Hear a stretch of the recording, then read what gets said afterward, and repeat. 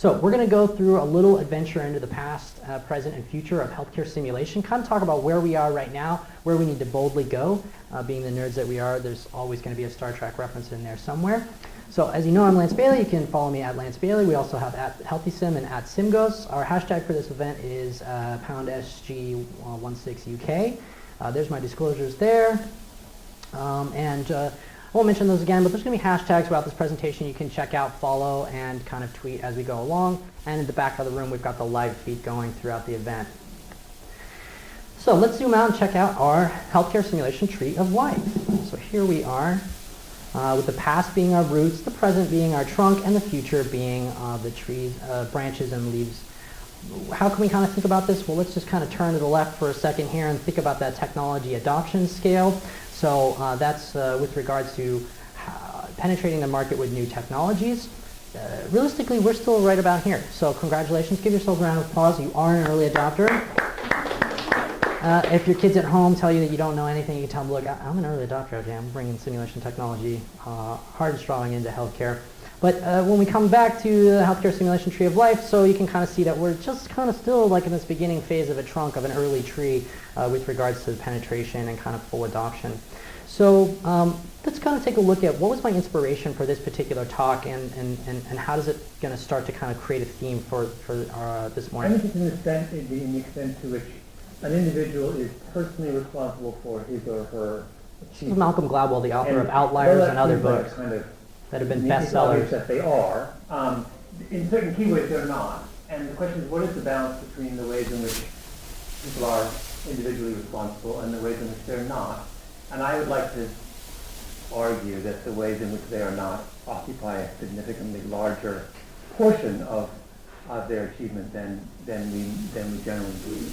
I do have a little moment in the book where I talk about how so many people in Silicon Valley, how it's so weird that so many people in Silicon Valley in 1955, or thereabout, which is a sort of generational effect, that they who have come of age, 1976, is a wonderful thing, because 1976 is the year the personal computer kind of comes of age, and you want to be 21, right?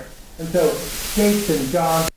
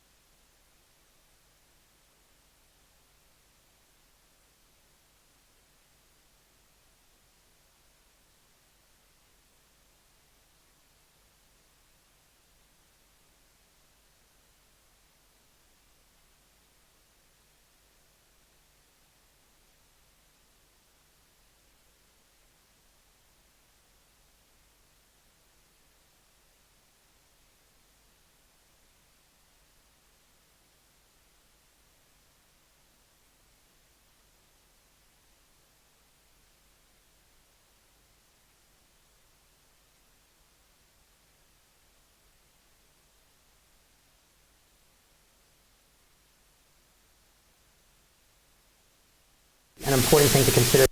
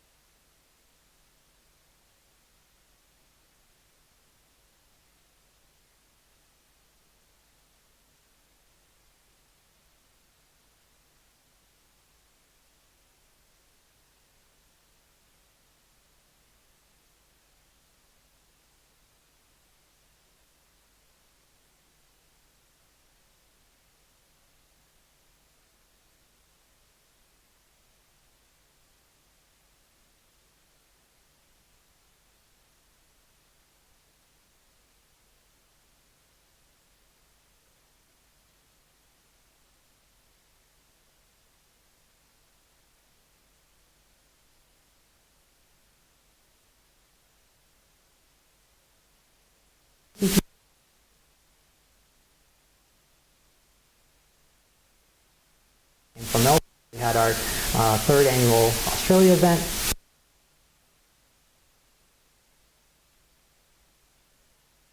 CAE.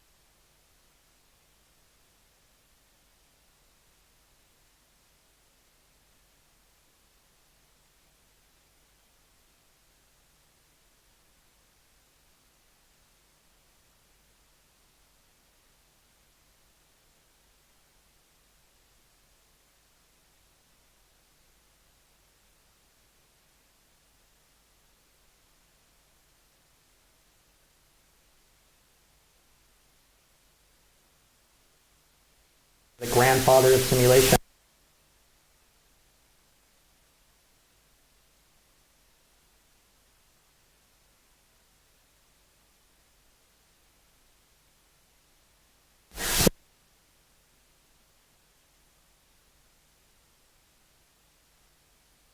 So that's where I was born in Houston in 1983. He was a flight surgeon there, so he was a pilot as well as an MD. Later on, San Jose, he worked at IBM, so of course, there's my sister Blair and I.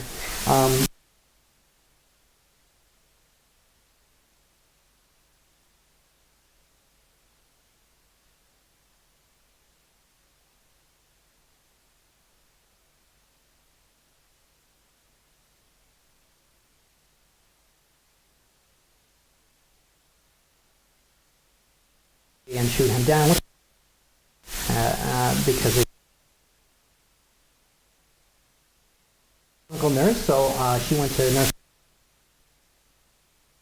to working in the ICU for many years, so I would go visit her after school and help her take care of very, very sick patients, where I learned, that some people that I thought would never come back to life, and then see them later and they were in full health.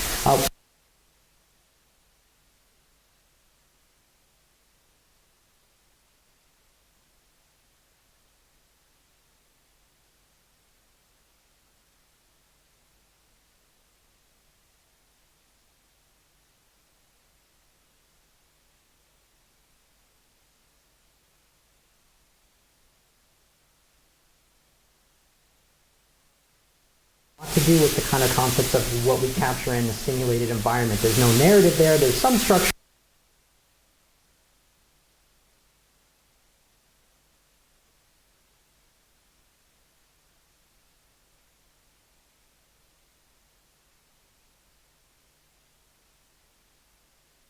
in terms of catering, truck, power, all the rest of it.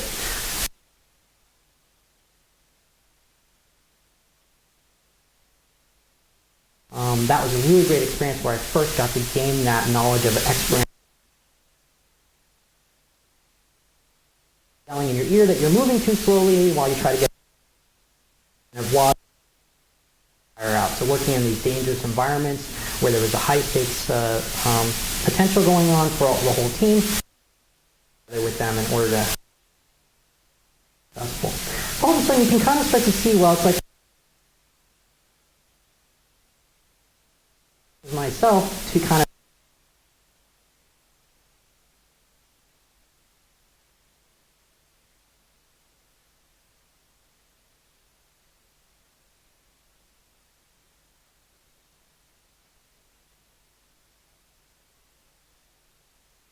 coming together. It was just such an amazing world.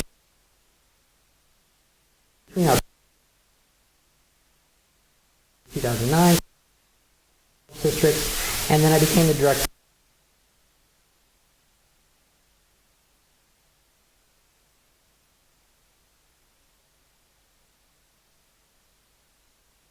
of where we were with regards to the simulation industry as a whole.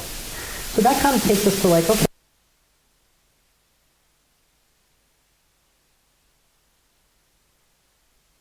help to fill in these gaps with regards to simulation related needs of where we're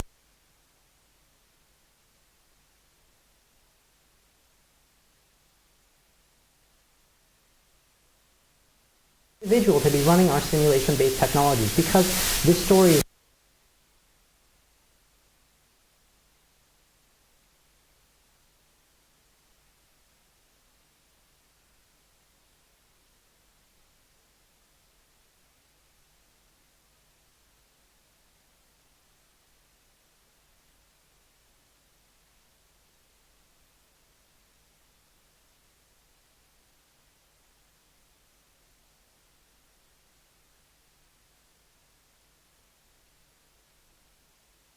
you can use in a way to kind of go back to your center, your program, and be like, look, you're paying me maybe, or you're paying someone to run this technology that hasn't been trained in it, isn't specifically geared and educated for it, and you're paying them twice or maybe even 3 times as much in order to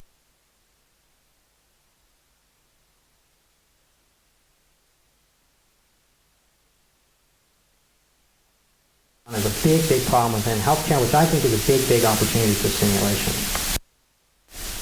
Welcome back. Have analyzed medical death rate data over an 8-year period and found more than 250,000 deaths per year are due to medical error here in this country.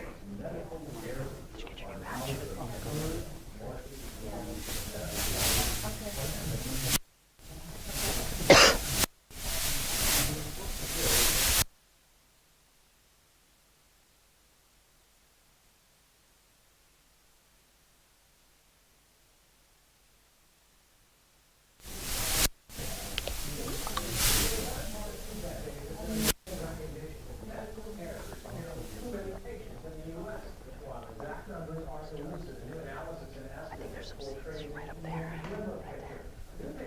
As many as 250,000 people die each year from errors in hospital care facilities. That would make it the third leading. And even stroke.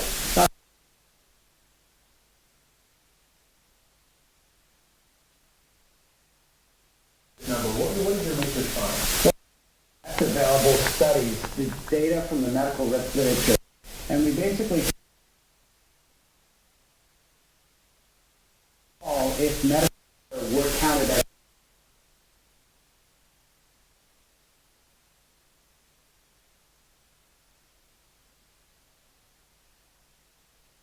even though the point estimate comes right in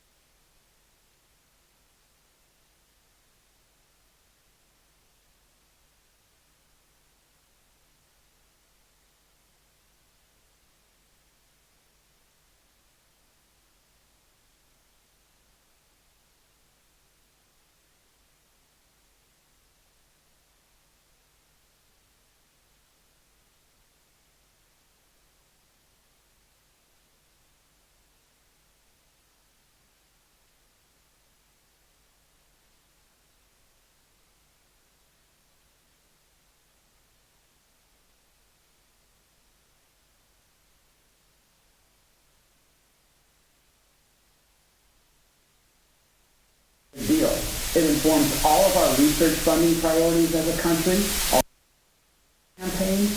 We spent a disease and cancer, but we haven't even really recognized that the third leading burden on health in America in terms of death is medical error in its many forms.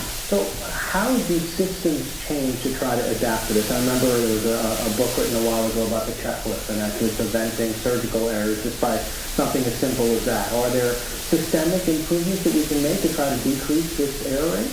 Well, there are so many great homegrown ideas by doctors around the country, hospital associations, national collaboratives, but the important work that they're doing is vastly underfunded and underappreciated.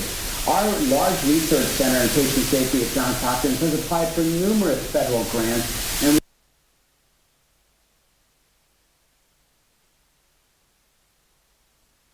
Cancer Institute.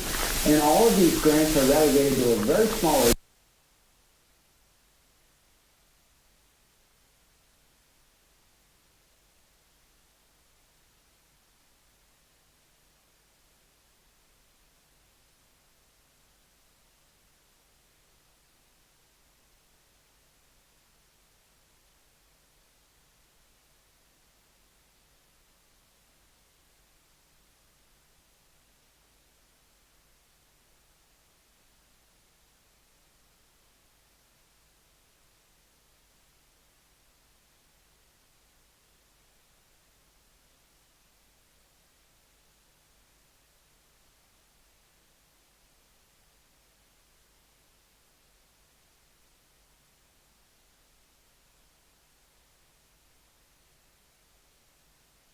But this news media coverage was in May. I mean, this wasn't something that happened a while ago. It was very, very recent. It lasted about a week before then I believe it was the Orlando shooting. So, you know, media just moves on very, very quickly from one hot topic to another. But one of the things that frustrated me about this interview segment when it was taking place with all the national and international news agencies, no mention of team steps or team-based communication as a way to solve some of these problems. No mention of simulation as a tool that is trying to help improve this patient safety. In fact, at the end of this interview and many others, the doctor is then asked, well, what can we do? And well, patients should probably have family members with them going throughout the healthcare process so that that healthcare family member could pay attention to what was going on and help in the process and be a second double check, you know, with regards to a backup safety of the healthcare providers to help kind of manage that care. And I thought, wait a minute, we're just going to rely on the patient more to figure out how to deal with their own healthcare and not get into medical errors? About the things that need to be done within healthcare. So again, errors less here in the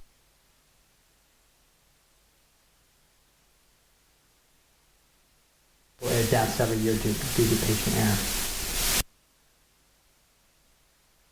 Want to be. Where is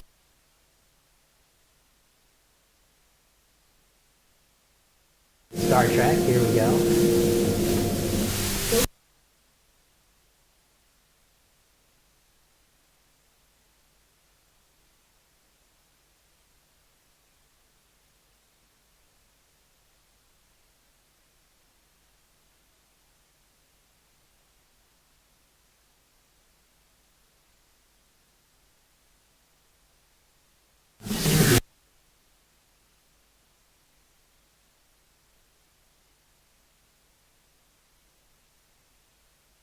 To be where we're just having common conversations about what's going on, no drastic emergencies where we're raising our voices or treating each other in unprofessional manners, and we'll get better outcomes with regards to the use of the technologies around us. Future reality where we have deaths due to medical error, we have improved healthcare learning process, we have reduced healthcare provider stress, and then we have total adoption and integration of simulation as well as total adoption of professional. How do we get there? Well, I believe that the future is already here. Just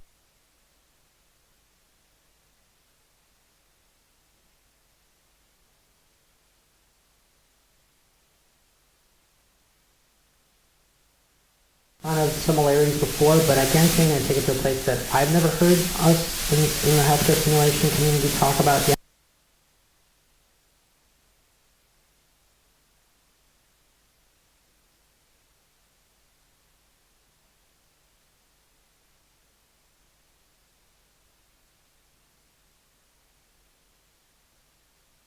leaving the continent there and coming back over in other places.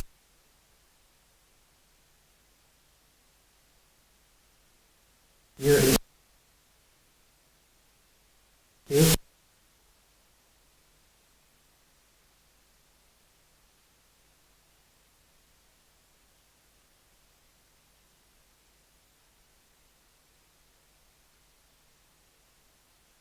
the system is find out which fix the system so the single most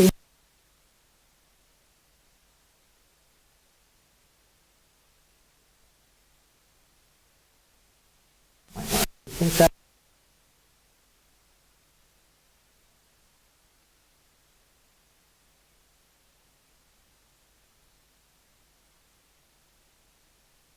CRM, right? Crew resource, crisis resource management, which is with communication.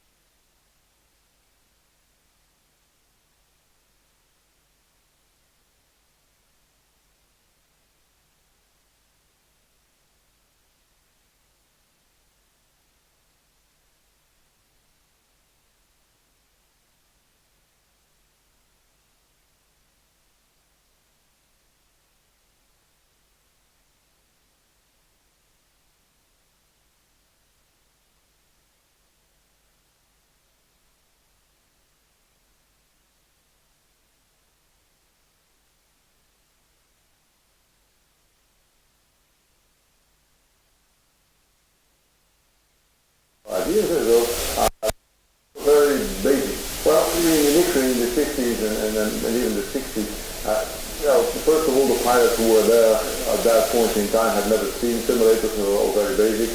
So because the simulation wasn't really too good, some of them resisted it and said, well, it's not like the airplane. So, which was true. It was not perfectly like the airplane. And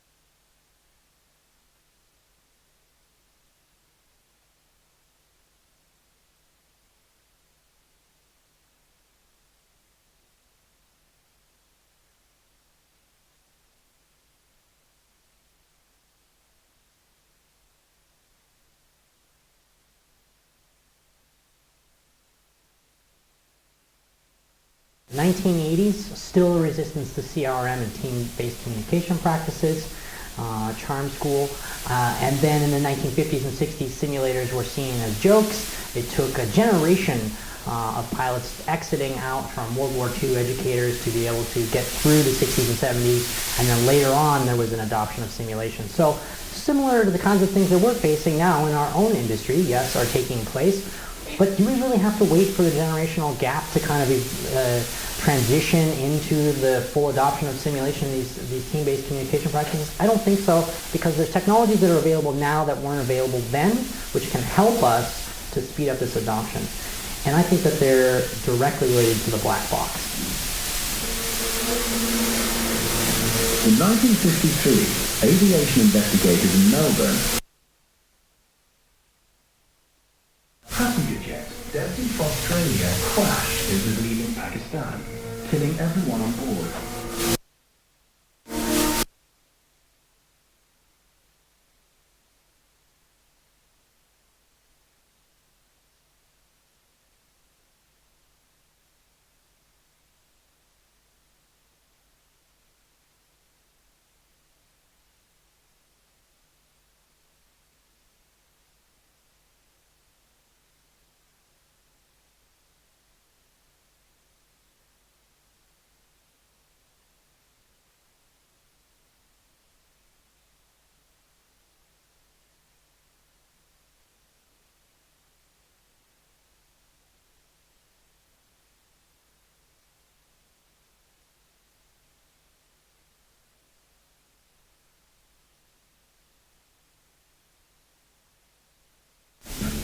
his boss at the time wasn't interested. In fact, he said to David, this really isn't your line of work.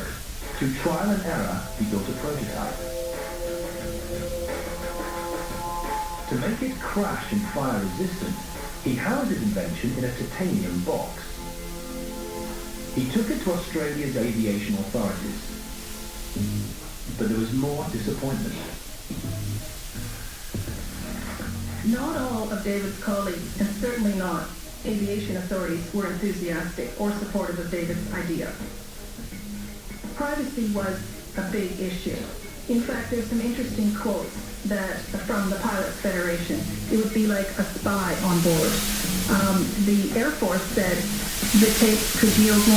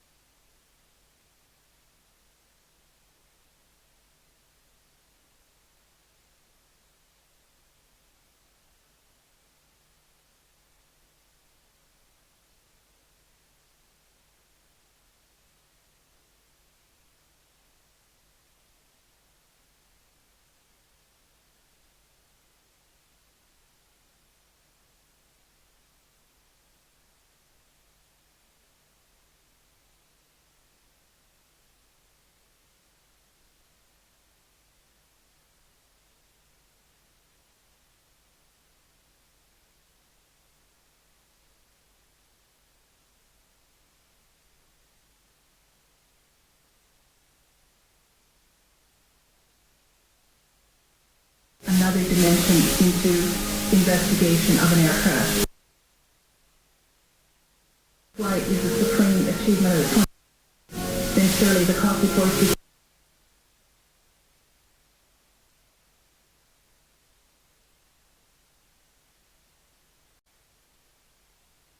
Yes.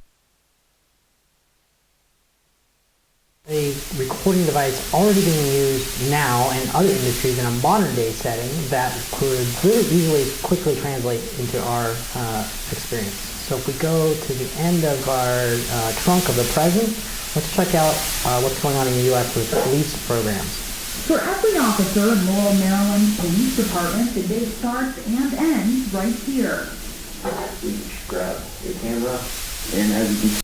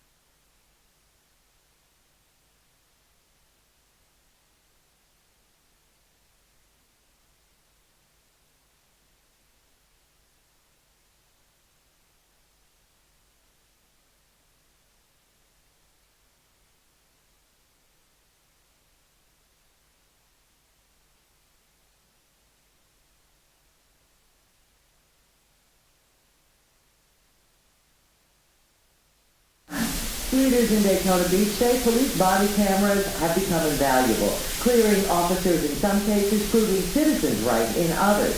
The cameras bear witness, and the video doesn't lie. It stops us from having basic lawsuits. It also protects the public because if there's any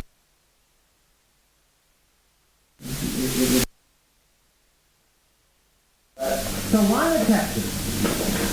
Gas cam footage of an arrest that suddenly goes bad for no apparent reason, except when we see it from the officer's point of view. Here's that same arrest, this time filmed on a body camera worn by the officer. The suspect at first appears to be compliant. Then, in a flash, he appears to sucker punch the cop, provoking that. Two cameras, same scene, two very different accounts. That old saying, the camera never lies, has provoked some uncomfortable questions in recent years. The NYPD on the defensive after a citizen's cell phone captured officers in Staten Island allegedly choking Eric Garner to death this summer. For now, body cameras are a novelty, but the LAPD's Charlie Beck believes in a few years' time they'll be standard issue.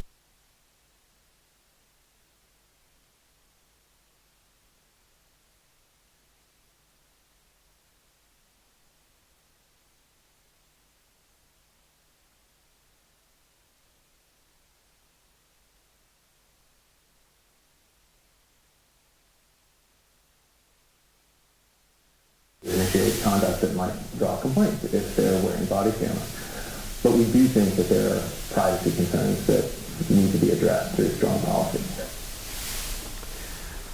Okay, so we saw some pretty startling statistics, and these changes are not something that took years with regards to the use of the body cameras. We're talking about a dramatic change within months. And other examples, obviously, of the use of audio-video technologies to record and improve outcomes.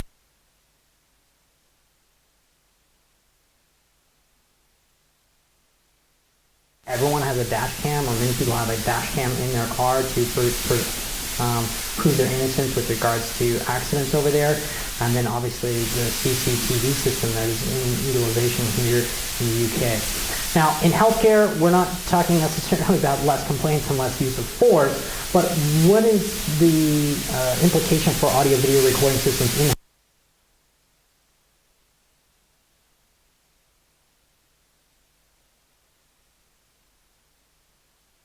champions? Long Island Jewish Health System, their path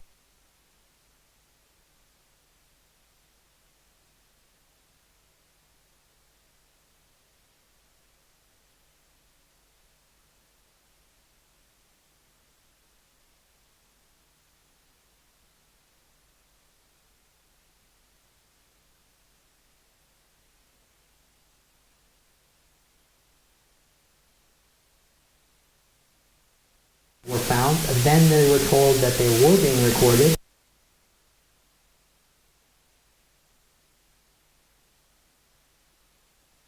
Survey, the research suggested a substantial improvement in quality because of the Hawthorne effect, effective performance when knowing you're being recorded. And finally, Long Island's North Shore University Hospital. Hand washing compliance rates were consistently low despite educational efforts by the hospital. The hospital then took an assertive approach and installed cameras to monitor hand washing rates. Andy, what do you think the percentage was on this? All right, let's try 6.5 to 80.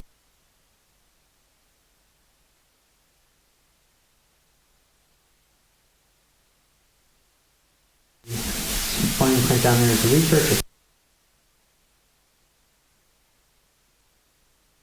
We absolutely have to get to a point where we have a gray box in healthcare. Why a gray box, not a black box? Well, first of all, there is already a black box, and that's synonymous with flight.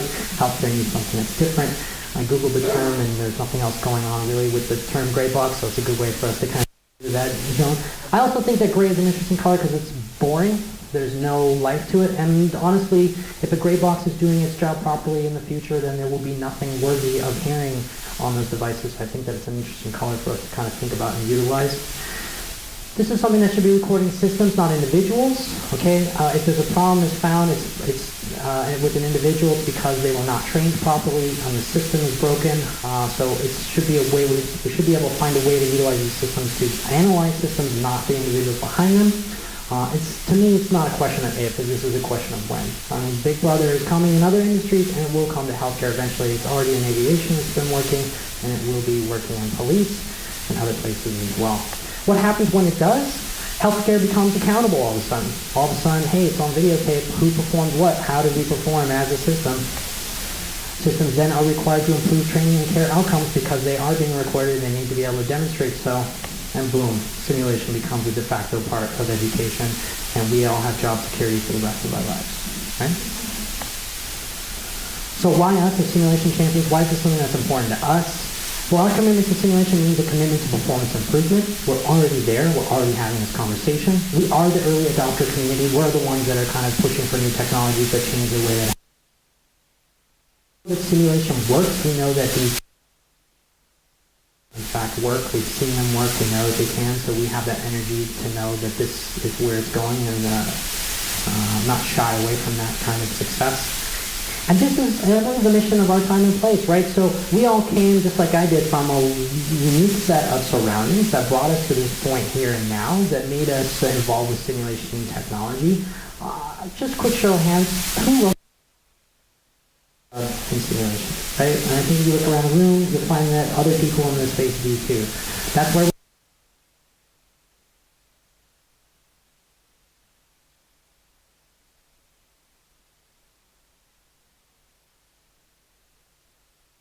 at the same time, we know we're doing good work, and the world has brought, the circumstances has brought us together to this place. And this is just an extension of that. This is one of our opportunities. This is our time and place to look around the world that we've been given. We're going to have to think about and do some things differently. So in closing, what do we need to do to accomplish this? Well, we need to convince leadership. So I hope that this is a conversation we bring back with regards to your professional workspace and start to say, hey, have we thought about this? There are institutions that have utilized cameras in a very successful way. I spoke with some of the vendors that are here that have worked with hospitals to record actual patient engagements and utilize those patient engagements to prove, those recordings to prove that the healthcare performance did and was the standard required, and actually that litigation was dropped because the cameras proved that the hospital was successful in its application of its service. So I think it's an opportunity for us to convince leadership. I believe that we need a healthcare NTSB and FAA. So in the United States, I'm not quite sure the same, it's not the same acronyms obviously, but the National Transportation Safety Board, though that organization sets the standards, sets the regulations, and then the Federal Aviation Administration enforces them. So if a pilot is caught drunk, 8 hours before a flight or been drinking, that's the FAA comes in and will deal with that individual. Healthcare in the United States or other parts of the world, why is there just an allowance of 400,000 people dying a year in the United States without any kind of oversight by the government to say, hey, what are we doing here? How is this possible? We need the globalization of simulation and patient safety organizations' missions. There's a lot of different groups and organizations having the same conversation with the same outcome, but they aren't working together. We could try to figure that out with me, that'd be great.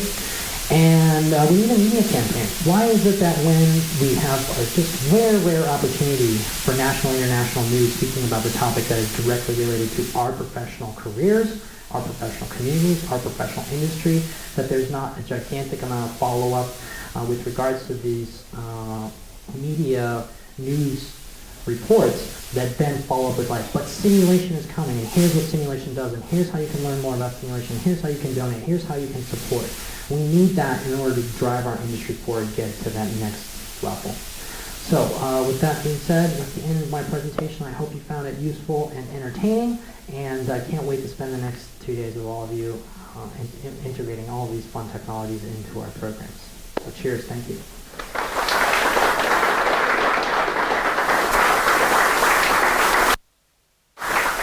Any questions? Well, I know we're running a little late, but just 1 or 2 questions. If there's anything we can touch on those.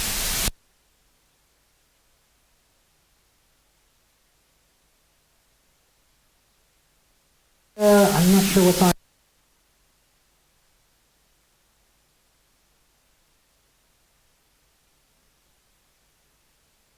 I'm not